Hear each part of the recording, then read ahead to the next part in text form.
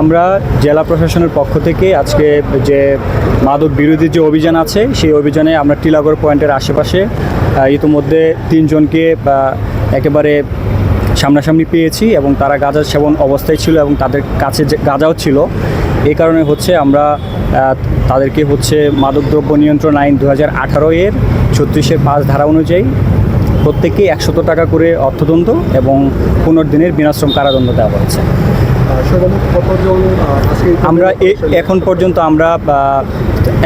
আমরা 3 জনকে আটক করেছি এবং 3 জনকেই 15 দিনের বিনাশ্রম কারাদণ্ড দেওয়া হয়েছে এবং আমাদের এই অভিযান অব্যাহত আছে এবং চলছে। আমরা এ পর্যন্ত 3 জনকে পেয়েছি, আরও আমাদের টিম আছে চলমান। টিমরা দেখছেন এবং এরকম যারা মাদক সেবন করেন বা এরকম পয়েন্টে গিয়ে আমরা অভিযান অব্যাহত রেখেছি। এটা আসলে মাদক নির্মূলের জন্য আসলে আমাদের সচেতনতাও জরুরি। শুধু আসলে অভিযান তো মেন কথা না, আমরা অভিযানের পাশাপাশি সচেতন করার চেষ্টা করছি।